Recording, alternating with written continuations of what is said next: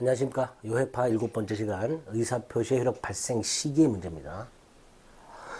의사표시는 의사를 표시하고 상대방한테 발송하고 상대방한테 그 의사표시가 도달한 다음에 상대방이 그 내용을 알게 되는 4단계를 거치게 됩니다. 각각 표백, 발신, 도달, 유지 이렇게 부르죠. 그 중에 언제 효력이 생기는가를 우리 민법 111조 1항에서 규정해 놨습니다. 언제 효력이 생긴다? 도달한 때 효력이 생긴다. 그러니까 이 도달이 뭐냐? 판례를 정리하셔야 되고요. 2항 반드시 암기하셔야 되죠. 발신 후 사정 변경이라고 의사표시를 발송을 했는데요. 이게 상대한테 도달하기 전에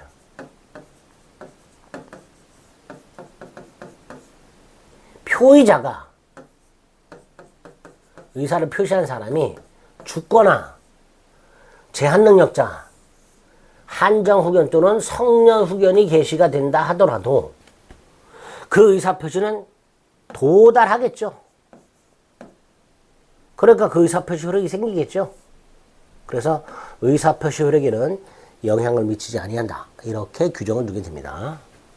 조문 꼭 기억하시고. 자, 도달이란 게 뭘까? 일단 관련 판례 하나 먼저. 이 도달주의와 관련된 민법 111조 1항은 임의 규정이라고 되어 있죠. 그러니까 당사자가 다른 약정 얼마든지 할 수 있죠. 두 번째, 도달의 뜻. 상대방이 알 수 있는 상태. 이게 도달입니다.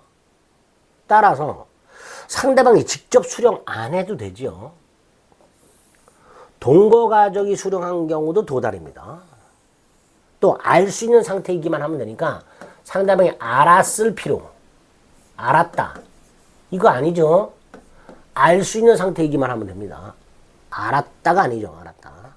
또 상대방이 수령을 거절한 경우에는 그 수령 거절의 정당한 이유가 있냐 없냐로 나눠서 수령 거절의 정당한 이유가 없다면 도달이 됩니다. 수령 거절의 정당한 이유가 없다면 도달이다. 그 다음 3번 우편물이 반송이 안 된 경우는 두 가지 유형으로 나눠야 되죠.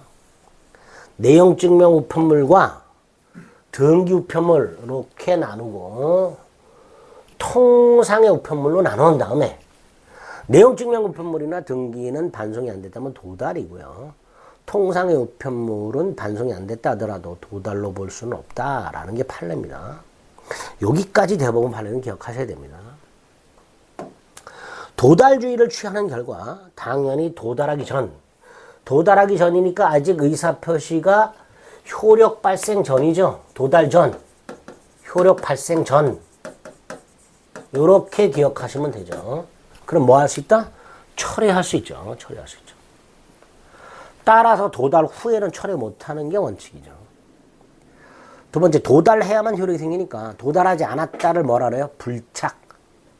자, 기간을 정해놨는데 기간이 지나서 도달한 걸 뭐라 그래요? 연착. 다 누구의 독박? 표의자의 불이익이죠. 표의자. 자, 표의자의 불이익이라는 게 무슨 뜻이에요? 표의자는 뭘 증명해야 돼? 도달을 증명해야 된다 이런 뜻입니다.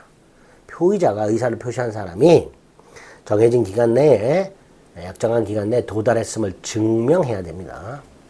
자, 이렇게 도달주의를 원칙으로 하고 있는데요. 발신주의를 취하는 예외가 있죠. 그중에 우리 시험범위 있는 거, 무권 대리행에서 상대방은 본인에게 아무런 대리권이 없는 의리, 병과 무권 대리 행위를 했을 때 상대방은 본인에게 상당한 기간을 정해서 추인 여부의 확답을 최고할 수 있고요. 본인이 기간의 확답을 발하지 않으면 추인을 거절한 것으로 본다라고 돼 있죠. 그러니까 여기 발신주의를 취하고 있다 이렇게 보는 거죠. 또 연착한 승낙이라고 돼 있죠. 연착한 승낙은 그냥 연착이 아닌 사고에 의한 연착. 승낙 기간이 뭐 5월 20일인데 승낙을 5월 11일 날 발송을 했어요. 근데 이게 우체국 사정 등으로 5월 21일 날 청약자한테 도달했어요. 사고에 의한 연착이죠. 연착은 연착인데 충분히 기간 내에 도달할 수 있는 발송이죠. 이런 걸 사고에 의한 연착이라 하고요. 사고에 의한 연착의 경우에 계약법 가서 봅니다. 청약자가 지체 없이 연착 통지를 하거나 또는 미리 연착 전에 미리 지연 통지를 발송하도록 하고 있습니다. 발신주의죠. 마지막 격지자나 계약은 격지자, 우편물을 통한 계약 당사자를 말한다 그랬습니다. 승낙 통지를 발송한 때 성립하죠. 격승발 이렇게 외워달라 그랬습니다. 예외적으로 발신주를 취하는 경우가 있더라. 그 다음 조문 113조. 상대방이 있는 의사표시는 상대한테 도달해야만 이렇게 생기잖아요. 근데 상대방을 몰라. 또는 상대방 소재를 몰라.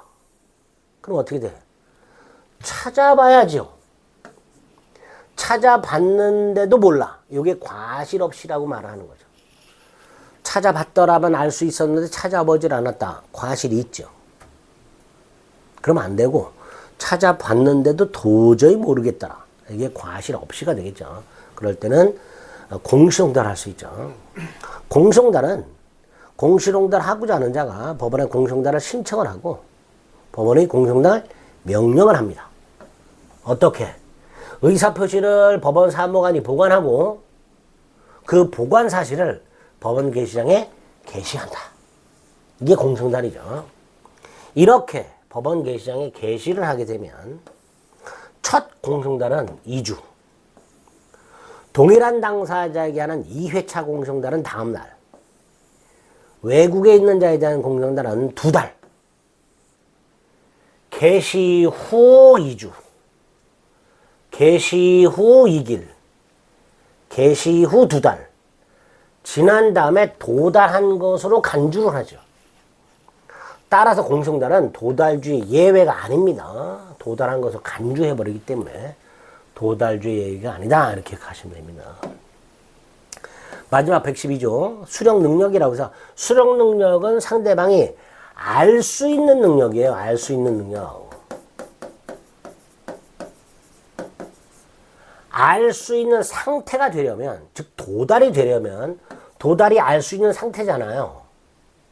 그러니까 도달이 되려면, 알 수 있는 상태가 되려면 그 전제 상대방은 알 수 있는 능력이 있어야 되죠. 이걸 수령 능력이라 합니다. 근데 그 수령 능력이 없는 애들이 있어요. 제한 능력자. 그러면 갑이 미성년자에게 의사를 표시했다.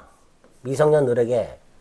설령 그 갑의 의사 표시가 미성년 을이 수령을 했다 하더라도 얘는 수령 능력이 없으니 이건 도달이 아니다가 되는 거죠. 그래서 표의자는 대항하지 못한다. 대항하지 못한다. 자, 대항하지 못한다가 뭐예요? 표의자는 도달을 주장하지 못한다. 그러나 제한 능력자인 상대방이 도달을 주장하는 것은 괜찮다. 이런 뜻이죠.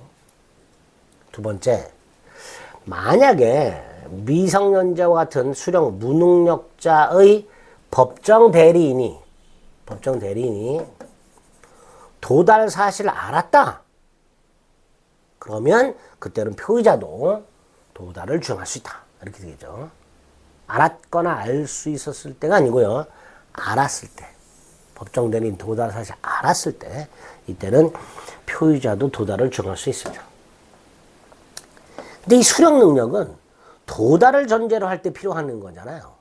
그러니까 상대방 없는 의사표시, 도달 간주하는 공시홍달, 발신주의를 취하는 경우, 이럴 때는 도달이 필요 없잖아요.